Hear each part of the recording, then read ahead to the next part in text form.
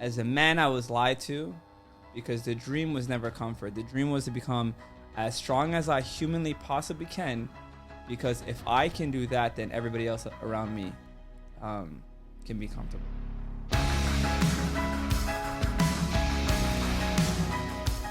Today, I'm going to talk about fear and how fear has not only has crippled my growth, but cripples the growth of so many other people, right? And how to achieve greatness at any level, there's some kind of figurative line that you have to cross, right? So I created work and vacation because for me, it kind of represented my life. You know what I'm saying? Like, I'm always working, I'm always grinding, whether I'm actually on a vacation or not. The whole concept of work and vacation was that as a man, the grind never ends.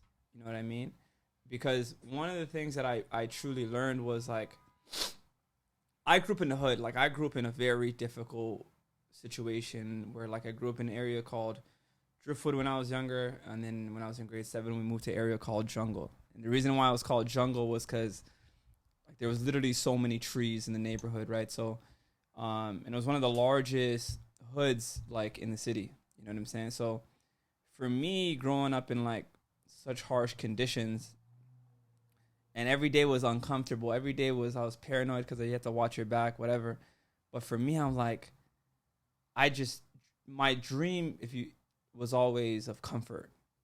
If you think about it, like, I want to go play in the NBA, you know what I mean? I want to make millions of dollars so that I can be comfortable and I don't have to live this hard ass life where every day you're worried about, okay, how am I going to eat, or what's going on here, or whatever. Just so many little trivial things and annoying things that you had to deal with, like, in poverty, right? So for me, I thought that was a dream, but then I realized the dream of any strong man, like, I was lied to. And I personally felt like I was lied to, that wasn't the dream. The dream wasn't comfort, because the reality that I learned was the real dream of a man is to become as strong as you humanly can. And it's not like just in the physical sense, it's in the mental sense, it's in the spiritual sense, right?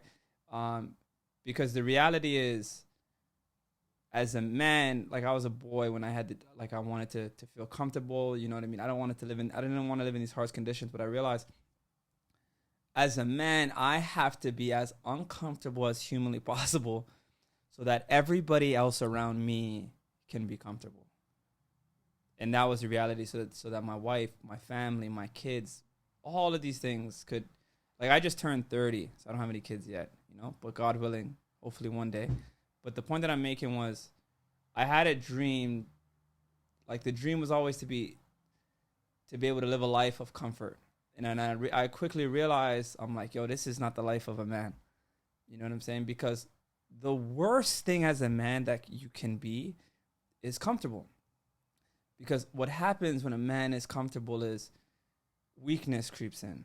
You know what I mean? You're not getting up to work out. You're not getting up to train. You're not getting up to make sure you're handling your responsibilities because you're comfortable. Why would you have to get up and handle business? But the problem is, when you're not getting up and handling business on a regular basis, it catches up to you.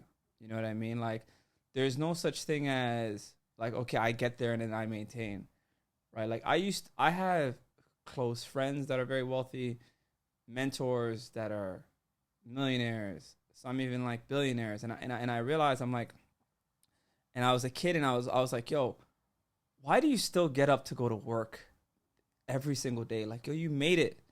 I couldn't understand that concept of, like, why are these guys that are so wealthy that I look up to, I'm like, yo, they still get up to work every single day, when, in all honesty, they can just quit now and they'll be good for the rest of their life, right?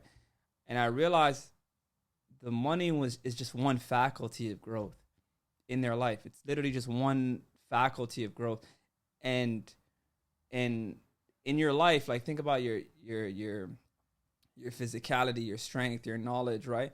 These are lifelong endeavors, and so is finances, right? It's not like, oh, I reached a certain point and then I'm done. It's like, no, this faculty of me is going to grow until the end of my life. And that's how it's supposed to be. And I realized, as a man, I was lied to, because the dream was never comfort. The dream was to become as strong as I humanly possibly can, because if I can do that, then everybody else around me can be comfortable. The problem that I had was, okay, I stopped, finished playing ball, the dream of playing to the NBA, all that stuff didn't go the way I wanted to go. So I'm like, do I want to go and play pro where a lot of pros are struggling, living paycheck to paycheck? I'm like, nah, I really don't want to do that. And they come back to the hood and it's just like, there's no real progress there. So I said, you know what, I want to get into business, right? So I understood the power of, you know, when they say you are who your friends are, that's like one of the realest things. And I really mean that. That's like one of the realest things, because I realized, man, I'm poor. I don't have anything.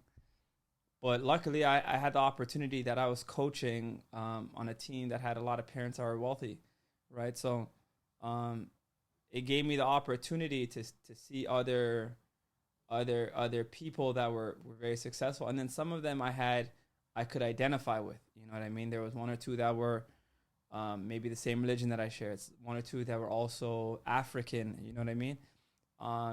And what I did was I tried my best to not only befriend people that were doing better than me, but I did my best to kind of learn, whether it was directly or indirectly, right? So the point that I wanted to make in this little video was like, even this for me, working vacation was a dream that I wanted to create, right? I realized, I'm like, the reason why my videos have been so inconsistent was because I'm like, yo, damn, what kind of content do I want to create? You know what I'm saying? Like, do I want to create content that is the next hot topic? You know what I mean? Is that what I really want my legacy to be? And what I realized was, for me, so I run a program called Finesse Basketball, which is basically right now in Scarborough, but we want to have it kind of all over the world, right? For me, I realized I've been teaching kids and youth for almost 15 years. And this is an area where I'm actually an expert in. So what I wanted to redirect Working Vacation, where it's like, okay, Working Vacation is a brand that I care about because it represents the grind of a man, like to never stop, to always be hungry. There's no such thing as vacation. You're always grinding. And this is just the reality of any strong man. They could be on work. They could literally be on vacation, but they're still working, because work for them is not like, oh man, I work on the weekdays, and then on Saturday and Sunday I just get to like kind of relax. You know what I mean? Because they're always trying to push their limits. It's not like work is not a drag for them. It's just, okay, how can I push? How can I push? So Working Vacation for me, it represented the grind and the struggle any man or any young man has to go through to become a strong man. And we need more strong men in the community, right? So for me, I realized I was actually an expert when it came to dealing with youth. So I wanted Working Vacation to be a form of that. But the problem was, in many ways, I want to talk about my experiences, but a lot of things in myself I haven't conquered. And one thing I could tell you about youth, and this goes for any parent, is like youth and kids, they don't, especially boys, they're less willing to listen to what you say. That doesn't hold as much weight as them seeing what you do. You know what I'm saying? So for me, I realized, okay, if Working Vacation is actually going to be a real thing, there are certain things that I have to solve within myself, because I don't want to be a hypocrite, bro. Like, I don't want to be a guy that's talking to you about fitness, and yet I'm not in tip-top shape, right? It's not that a person who, for example, you could be a person who did kinesiology, and everything could be coming out of your mouth is valid. Everything that you come out of your mouth is pure science and knowledge. But the thing is, it's stronger when you're really living it. Like, it bears more weight. Please leave a message after the tone.